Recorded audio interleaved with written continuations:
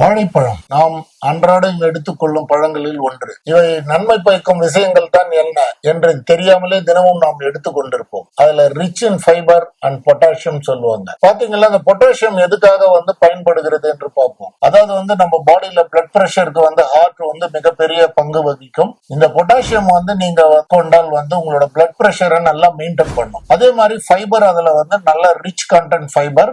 So இந்த fibre பாத்தீங்கன்னா உங்களுக்கு மலச்சிக்கல்களை ஏற்படுத்தாமல், அதாவது ஜீரணம் நல்லா ஆகி மறுநாள் உங்களுக்கு மோஷன் வெளியில ஃப்ரீயா போகிறதுக்காக ஹெல்ப்ஃபுல்லா இருக்கும். பாத்தீங்கன்னா அதுல ஸ்வீட் டேஸ்ட் இருக்குல்ல, சோ அதுல பாத்தீங்கன்னா சுக்ரோஸ், ஃப்ரக்டோஸ் சுகர் அதுல இருக்கும். இந்த சுகர்கள் உங்களுக்கு இன்ஸ்டன்டா எனர்ஜி கொடுக்கும். அதாவது இன்ஸ்டன்ட் கார்போஹைட்ரேட் சொல்லுவாங்க. இன்ஸ்டன்ட் எனர்ஜி கொடுக்கும். நீங்க சோர்வடையும் போது பாத்தீங்கன்னா ஒரு இன்ஸ்டன்டான எனர்ஜி உங்களுக்கு நிச்சயமாக இது தரும். மேலும் வாழைப்பழத்தில் டிரிப்டோபான் என்ற ஒரு பொருள் உள்ளது. இந்த டிரிப்டோபான் நம்ம பாடியில நரம்பு செல்கள் உள்ள செரட்டோனினை நல்லா ரிலீஸ் பண்ணிவிடும்.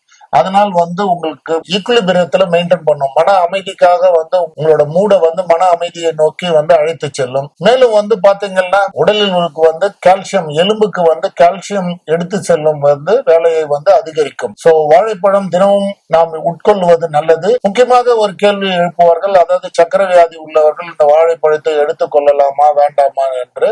சோ இது முக்கணிகளில் ஒன்று. இதில் நீங்க கொஞ்சம் உங்களுக்கு குளுக்கோஸ், சுக்ரோஸ் இதெல்லாம் இருக்கிறதுனால நீங்கள் அளவோடு எடுத்துக்கொள்ள வேண்டும் சக்கரை வியாதி உள்ளவர்கள்.